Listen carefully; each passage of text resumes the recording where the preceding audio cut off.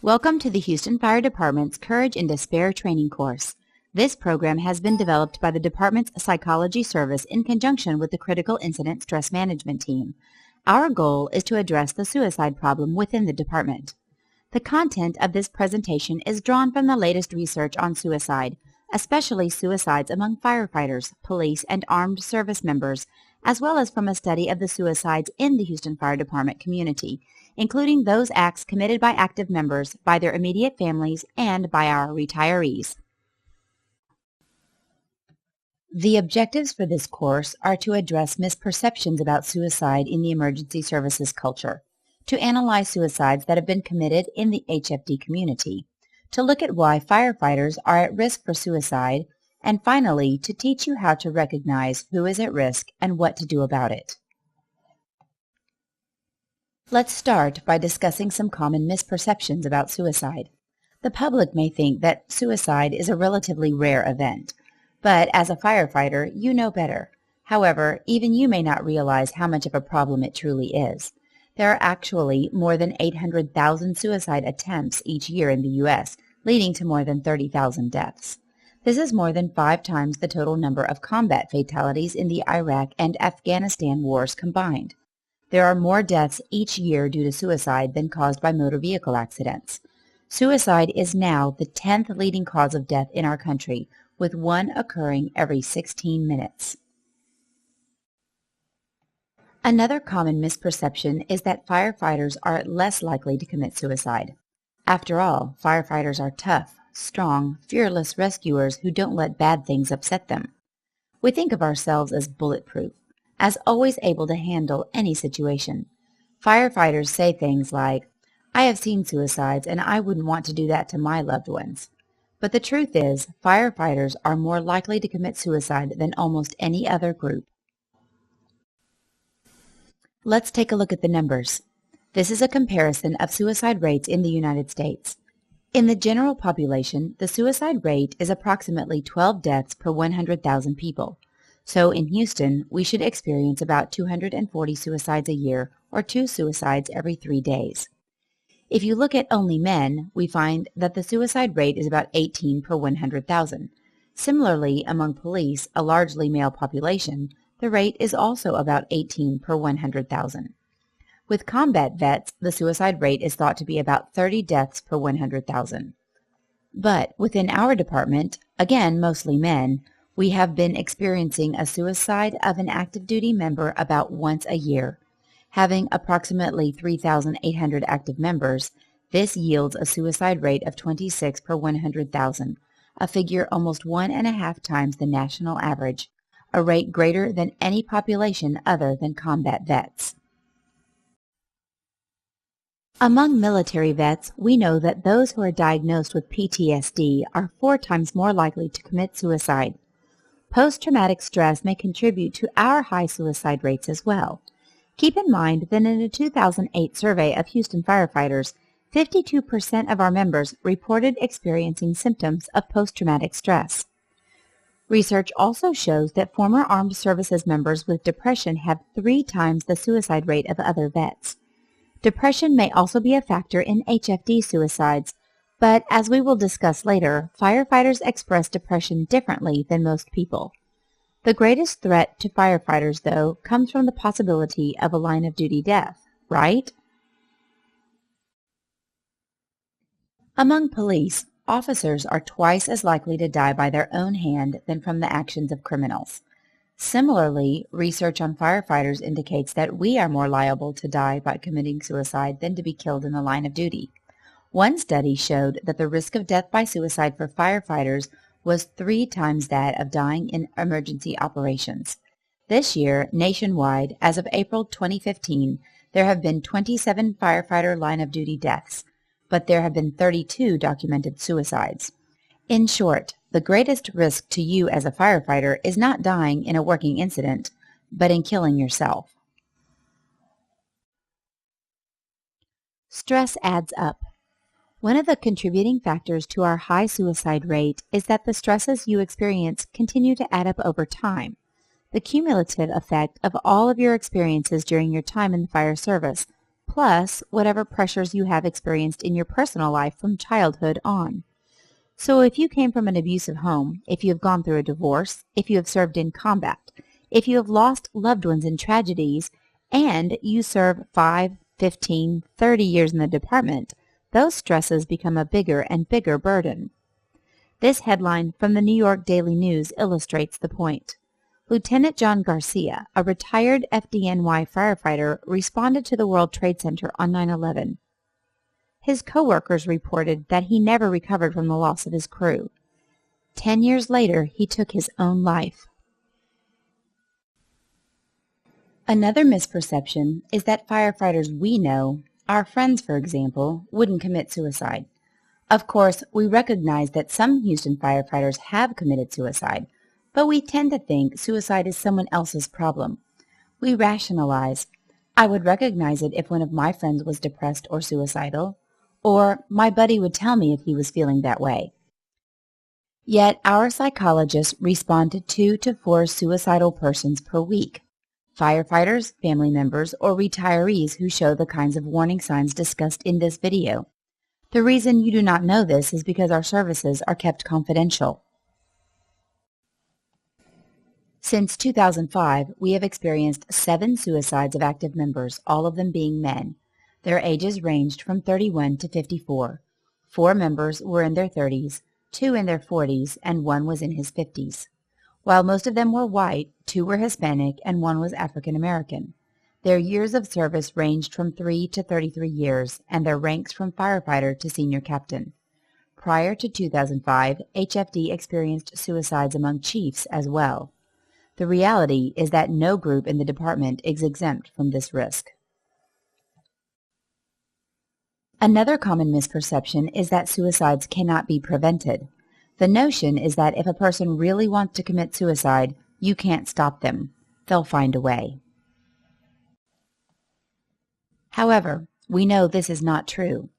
In 2008, under the leadership of psychologist Dr. Stephen Perel, the department instituted a 3-phase program to address suicides.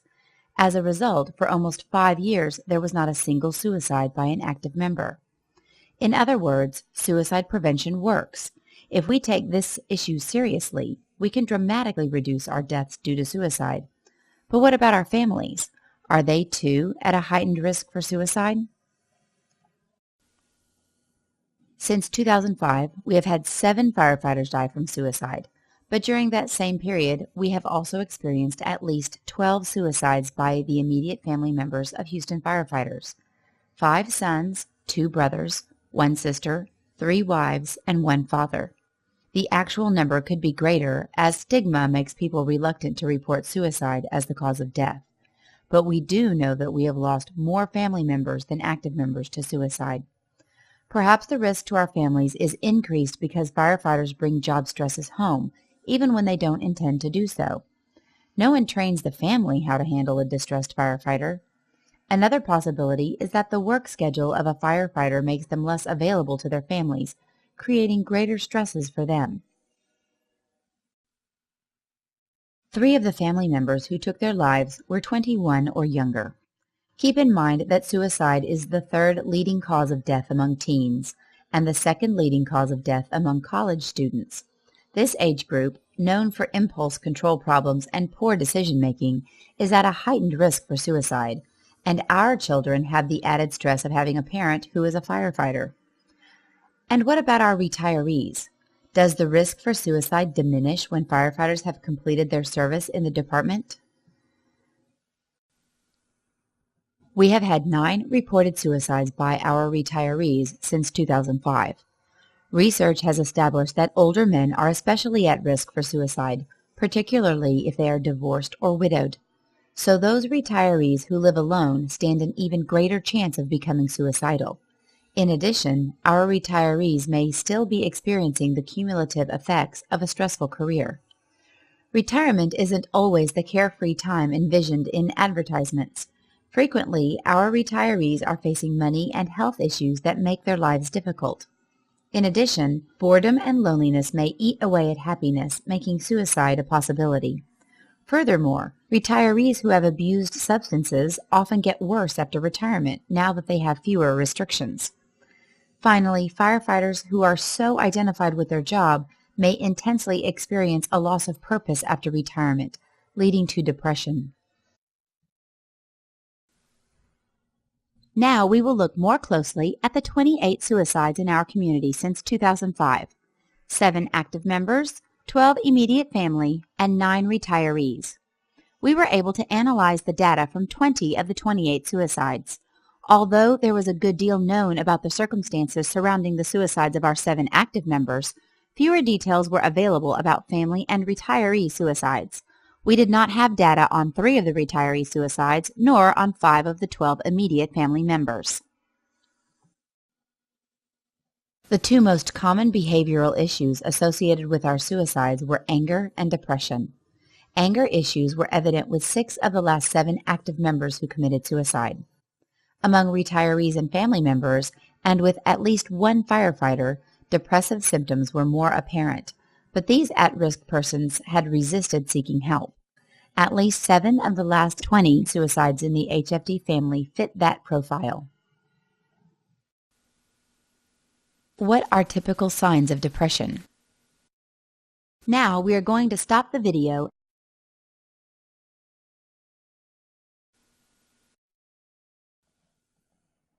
Typical signs of depression include sadness, crying, a feeling of failure, a sense of guilt, increased fatigue, social isolation, sleep issues, substance abuse, feelings of worthlessness, loss of pleasure, increased irritability, loss of sexual desire, self-dislike, agitation or trouble concentrating, and changes in appetite. Which of these symptoms of depression are most commonly seen among firefighters? For example, how often do you see sadness or crying at the fire station? Do you hear men complaining of a lack of sexual desire? Now we are going to stop the video.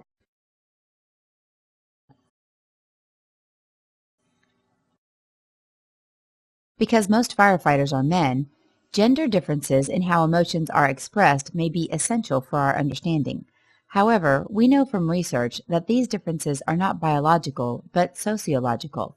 They are based on the distinctive ways that boys and girls are raised. Let's examine this further. Women are twice as likely to be diagnosed with depression as are men. Although individual women vary, in general, women tend to dwell on their distress more than do men, and they are disposed to think about their difficulties in more passive rather than problem-solving ways. Women also tend to feel more personally responsible for their problems, and they are more likely to express depression through internalizing behaviors such as sadness, guilt, and self-dislike. Furthermore, when depressed, they are more apt to cry about their problems, to experience fatigue, and to have lessened interest in sex. Women also find it more acceptable to tell others that they are feeling depressed, and they are more prone to seek care for it. On the other hand, men, when depressed, tend to distract themselves through such things as substances, activities, or sex. They are also more likely to distance themselves from others when depressed. Men tend to want to fix problems by themselves, and they may feel shame if they cannot. Rather than internalizing feelings, men express them through actions as heavy drinking, irritability, angry outbursts, reckless behavior, and aggression. And men are more reluctant to report feelings of depression. Perhaps the strongest evidence of the high incidence of depression among men is that men commit suicide 4 times more often than women. Now we will stop the video once again. Let's have a show of hands if you know firefighters who exhibit one or more of these things. Insist on fixing problems by themselves, are heavy drinkers, always seem irritable, or engage in reckless behaviors.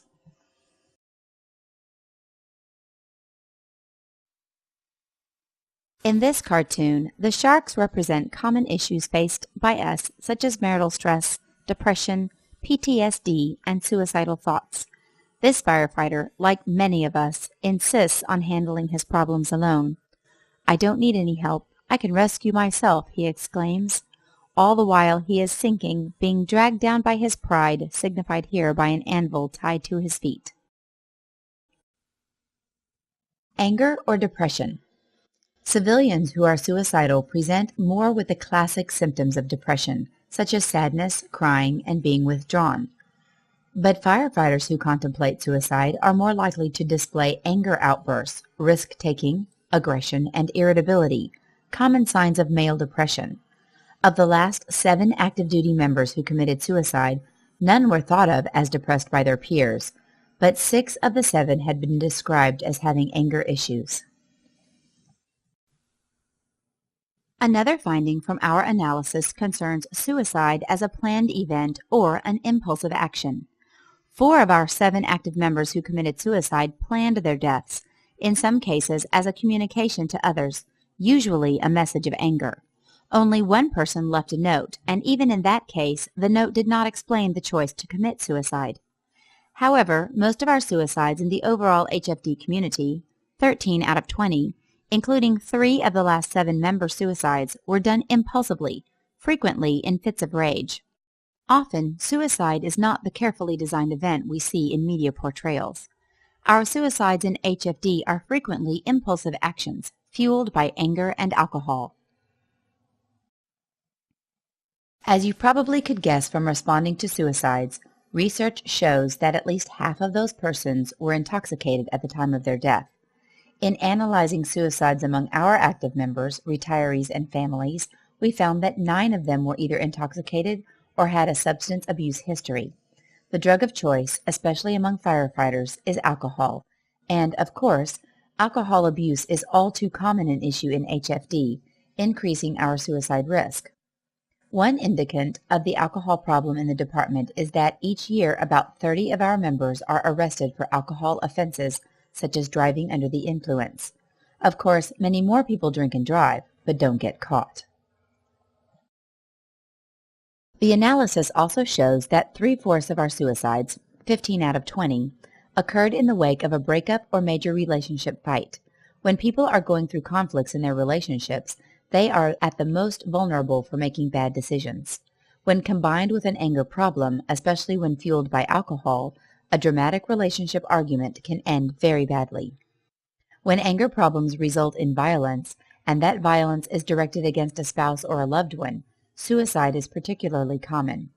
Domestic violence represents a breakdown of the prohibition against hurting people you love. If you are willing to hurt your loved one, you may be more likely to also hurt yourself. Unfortunately, each year some of our members commit domestic violence, and there have even been 2 murder-suicides in our community as a result. Perhaps the reason that relationship problems increase the risk for suicide is that the person is experiencing or fearing the loss of emotional support, thus making them feel a greater sense of despair.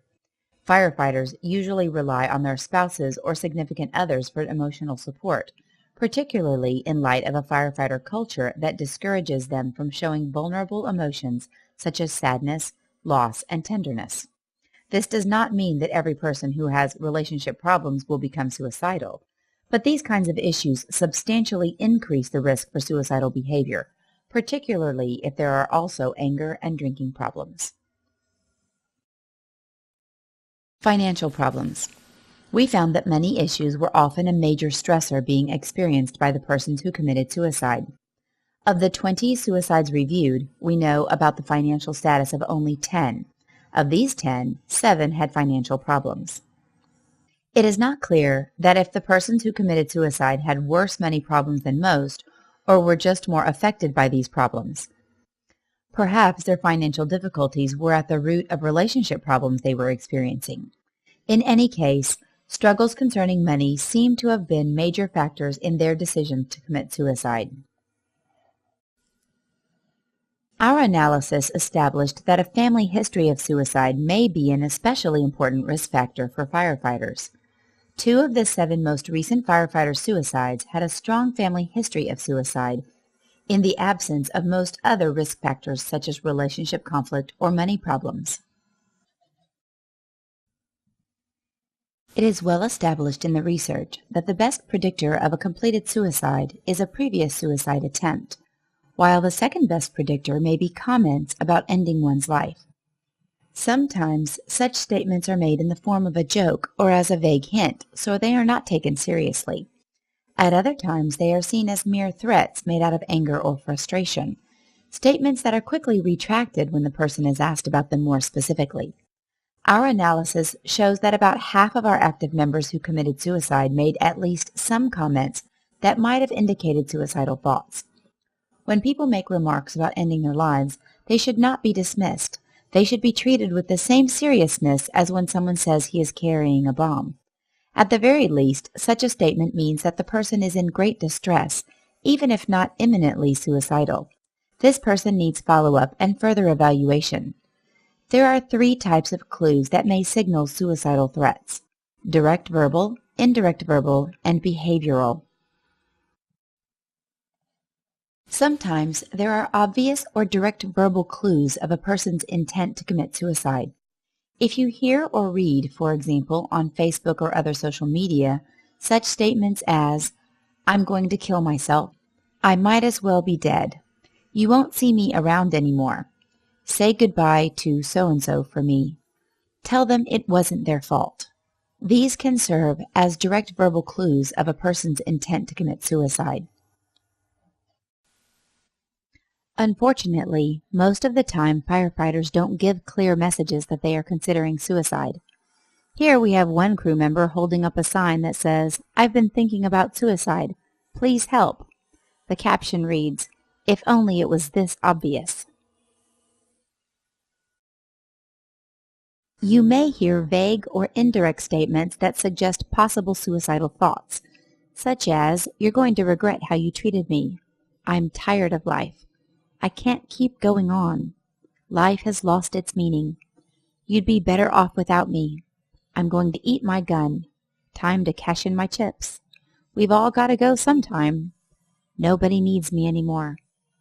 Similar statements were made by about half of our members prior to taking their lives.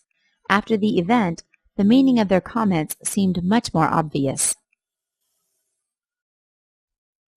Sometimes, though, a person gives behavioral clues of suicidal intent. These can include such behaviors as giving away prized possessions, buying a weapon, taking unusual risks, making plans, like a trial run, substance abuse relapse, sudden changes in religious beliefs, or unexpectedly making a will.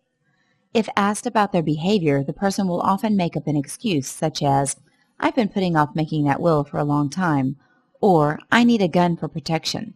But if these behavioral signs are combined with other risk factors, particularly when the actions seem peculiar, these can be serious danger signals.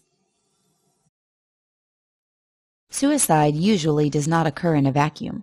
Typically, there are warning signs, but they are not always recognized because they may not be ominous in and of themselves. Job-related problems such as excessive use of sick time, being late to work, and discipline issues are good examples of common warning signs. 4 of the last 7 active members who committed suicide had problems such as these.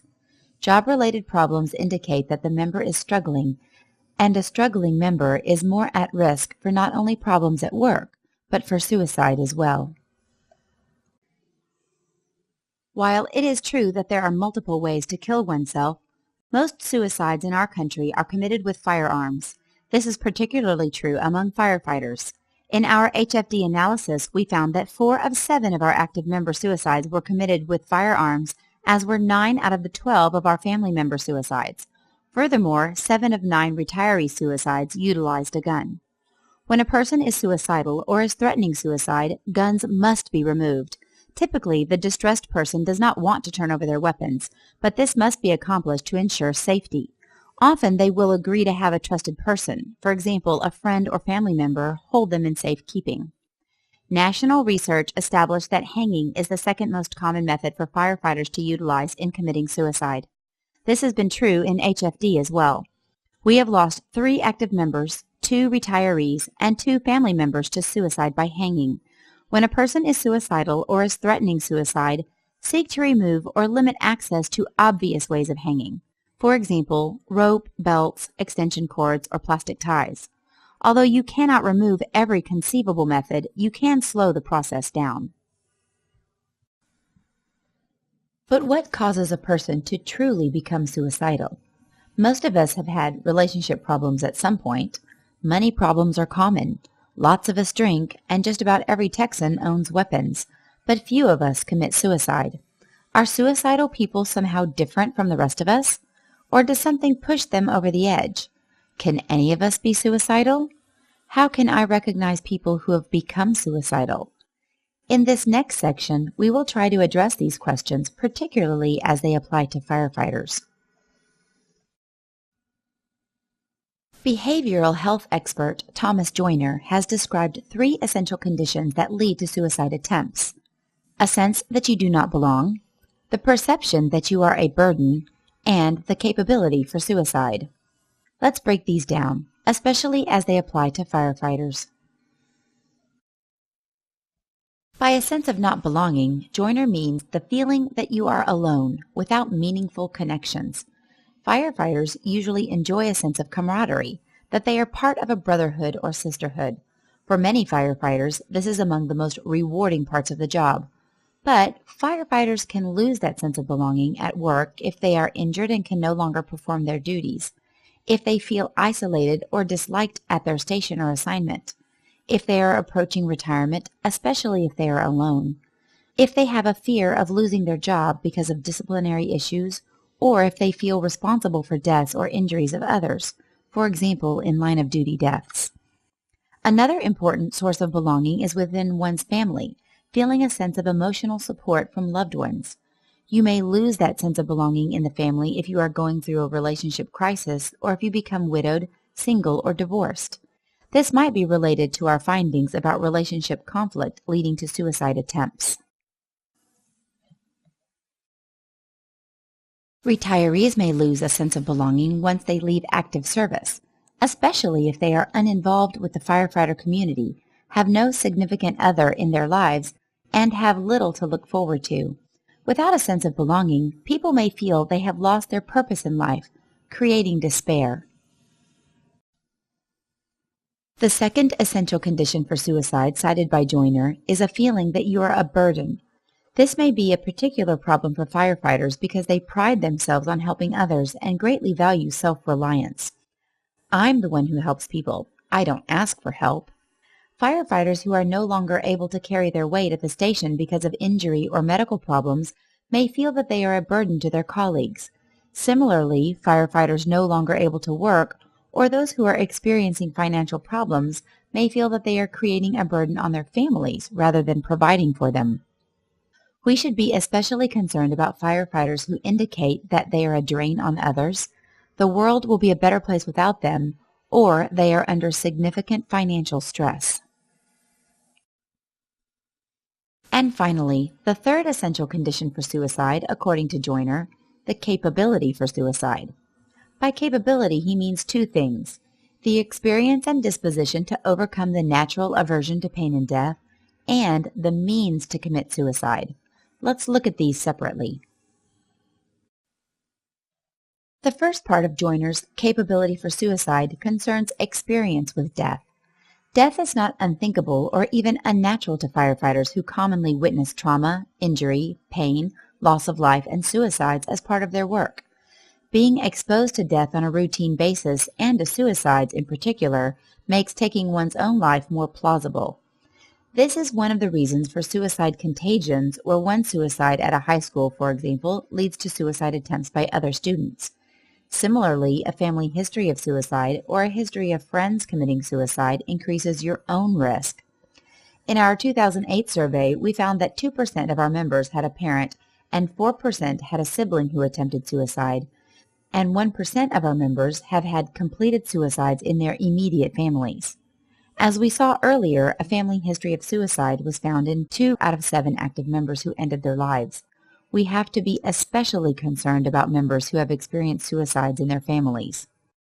It also appears that previous suicide attempts, even gestures, may desensitize a person to the idea of killing oneself.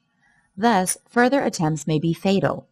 Our 2008 survey showed that 1% of our members had attempted suicide prior to joining HFD. This suggests that there are almost 400 Houston firefighters at far greater risk for suicide because of an earlier attempt. The second part of joiners' capability for suicide concerns knowledge about and access to means for suicide. As a result of their work, firefighters become all too familiar with how people can die. Furthermore, most all of our firefighters possess or have access to firearms, the preferred method of suicide, especially among men. And finally, it should be added that when a person believes that the situation is hopeless, that it cannot improve, there is a much greater risk of suicide. Death is inevitable. My situation is unbearable. The problems are insurmountable.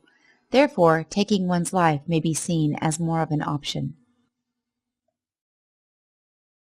There are aspects of our firefighter culture that further increase our risk of suicide. Without question, firefighting is among the most stressful jobs one can perform. Put anyone under enough stress for a prolonged period and they will begin to have problems. Excessive use of alcohol is sometimes tolerated or even encouraged in the fire service. This contributes to many issues in HFD, including suicidal behavior. Likewise, infidelity among firefighters is often viewed as acceptable or understandable, a major factor in our relationship problems and divorces. In the aftermath of these affairs, firefighters and family members become more at risk for suicide. In addition, firefighters are usually great at hiding their feelings. In part, they do this because on the job they have to focus on their mission, not on their emotions.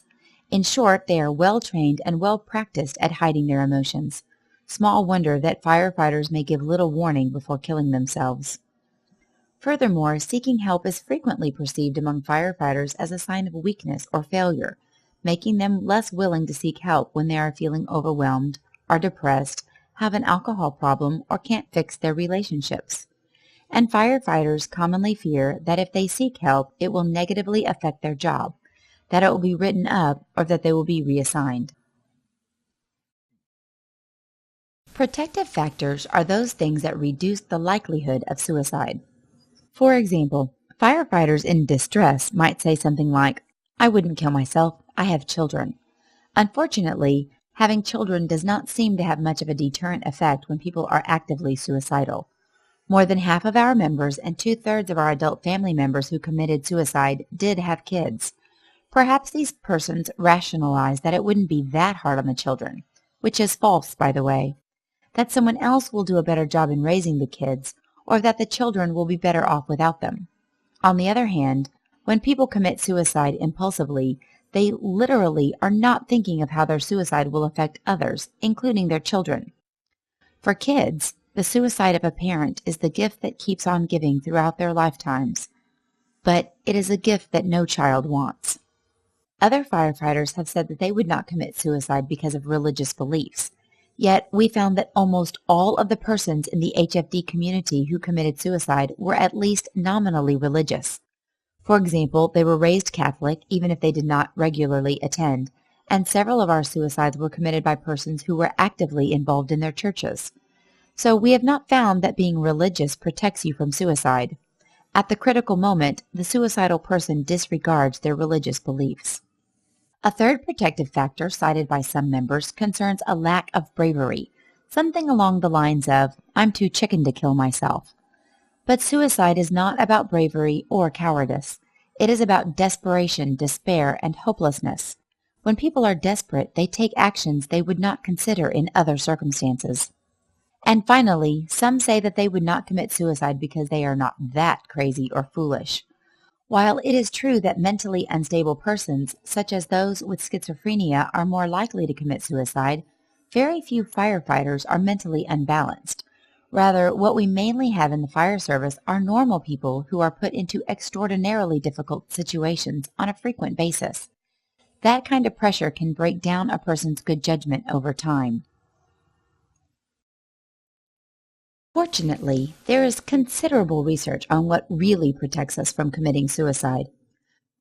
We know that having a sense of belonging to something greater than yourself is an effective protective factor, and most of us experience this as part of the brother and sisterhood of firefighters. As we discussed earlier, when this sense of belonging is lost, firefighters become at much greater risk for suicide. A second protective factor is having an optimistic outlook about life, generally seeing things in a positive way. When we are cynical, pessimistic, and negative, we are more apt to consider suicide. Another protective factor is to maintain positive relationships, our connections to others, our friendships, our families. As Joyner noted, without a sense of connection, we have a higher suicide potential. Being physically active is a protective factor because it helps us maintain both physical and mental wellness.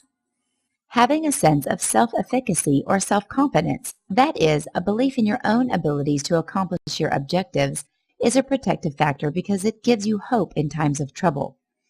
Having easily accessible, helping resources protects us from suicide because we can reach out to them in times of crisis.